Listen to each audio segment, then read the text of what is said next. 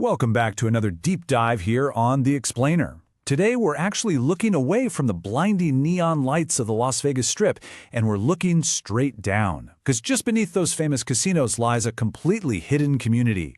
It's the shadowy world of raw survival and honestly profound human resilience. So we're going to break down the mechanics, the daily dangers, and the really complex realities of life inside the Las Vegas storm drain tunnels. Think about it. Up above, tourists are partying, music is blasting, luxury cars are everywhere. Fortunes literally change with the spin of a roulette wheel. People drop thousands of dollars in a single night without batting an eye. But down below, separated by just a few feet of concrete, someone might spend their entire day just trying to hustle up a single bottle of clean drinking water, or just one meal. It's a parallel reality that is almost hard to wrap your head around. And, this underground doesn't run on the same schedule as the city above. Down here, the rules are totally different. There are absolutely no streetlights, no electricity, and no running water. But the most critical rule of the tunnels? There is zero guarantee that tomorrow will be any better than today. Every single day starts and ends with just one overarching goal: survive. Let's look at the gear. Up top, things like a flashlight, some bottled water, a basic blanket, we totally take those for granted. But underground, these are literal lifelines. Everything's value is dialed way up. A flashlight isn't just handy when the power goes out, it's the razor-thin line between safety and danger in these pitch-black corridors. That water bottle buys you another 24 hours. And a simple blanket? That's an absolute necessity to keep from freezing during those notoriously cold desert nights. But despite how incredibly harsh this is, people find ways to bring humanity into the dark. If you were to walk through these tunnels, you wouldn't just see bare gray concrete. You'd see makeshift shelters that are carefully decorated with family photos. There are these incredibly colorful, elaborate murals painted right onto the damp walls, mixed with handwritten notes. And these aren't just for looks, right? They're vital psychological anchors. They remind the residents every day that they are human beings and that they're vastly more than their current circumstances. Actually, there's a resonance quote that perfectly captures this. They said, "For many, the hardest part isn't the darkness.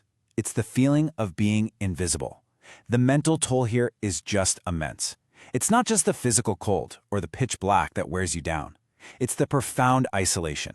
Imagine just sitting quietly in a damp tunnel, staring at a tiny patch of sunlight at the distant entrance, knowing that millions of people are walking, driving, and celebrating literally right over your head, completely unaware you even exist.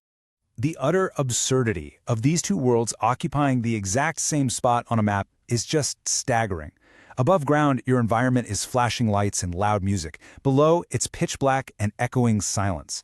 Up top, the goal is entertainment, and the biggest threat is, losing a few bucks at blackjack? But below ground, the goal is sheer survival, and the everyday threats mean potentially losing your life to a severe infection or a sudden flood. And speaking of threats, the environment itself is actively hostile. These tunnels are home to a lot more than just humans. Residents are constantly sharing their space with rats, insects, and toxic mold. They're surrounded by contaminated water that just drips continuously from the ceiling. And because it's so unsanitary and there's a total lack of medical care, a tiny scratch, something you or I would slap a Band-Aid on and forget about, can quickly turn into a life-threatening infection. So with all those daily struggles in mind, we have to ask a pretty critical question. We all know rain is super rare in Las Vegas. But what actually happens when storm clouds roll in and weather alerts start flashing on the casino screens above? Well, that shifts our focus to the absolute deadliest, most terrifying threat that tunnel residents face. The escalation here is terrifyingly fast. See, desert soil is baked incredibly hard, so water doesn't soak in like it does in your backyard. Instead, it races right across the surface, funneling directly into the city's drainage system, which are the very tunnels people are sleeping in. Within minutes, a few innocent inches of trickling water transforms into a roaring, deadly river. The exact infrastructure designed to offer shelter instantly becomes a high-speed trap. The physics of a flash flood underground are devastating. The water moves with this unbelievable force, sweeping away absolutely everything in its path. We're talking heavy mattresses, bicycles, full-size furniture. But the real tragedy? It washes away clean clothes, essential IDs, and those precious family photographs we talked about earlier. Years of memories and survival supplies can literally vanish in seconds, forcing survivors to start from absolute zero all over again. Once the waters finally recede, Emergency crews and firefighters have to head down there. They sweep their flashlights through the darkness, hoping to find people before it's too late. And sometimes, yeah, it ends in a successful rescue. But tragically, they don't always find them in time. Every single storm is a harsh, brutal reminder that down here, survival is never, ever guaranteed. But it's not all hopeless. There is a beacon of light in this darkness. While most people completely avoid these drains, a dedicated group of volunteers purposefully walks into them every single week. They show up with backpacks loaded with hot meals, bottled water, dry blankets, hygiene kits, and crucial first aid supplies.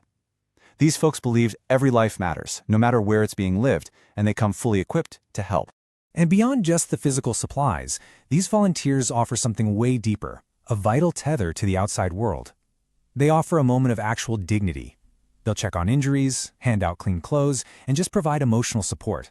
A lot of the time, a simple, non-judgmental conversation with a volunteer is the spark, the very first step toward a resident deciding they're ready to change their life.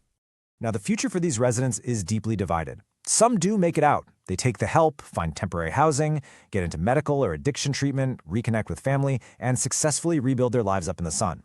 But not everyone escapes. Some have literally nowhere else to go, and others actively choose to stay. It just goes to show that the root causes of homelessness are deeply complex, tangled up with trauma, economics, and personal struggles that definitely defy simple solutions.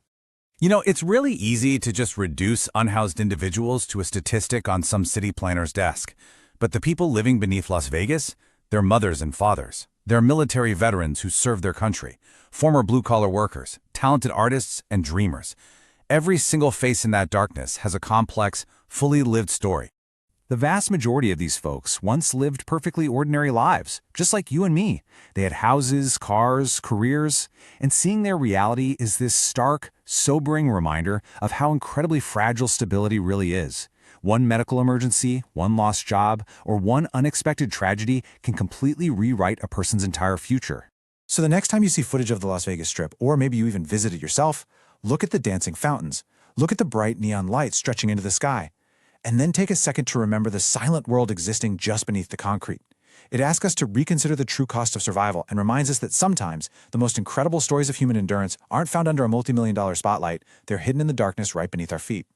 If you lost everything tomorrow, where would you go to survive? Thanks for learning with me today on The Explainer.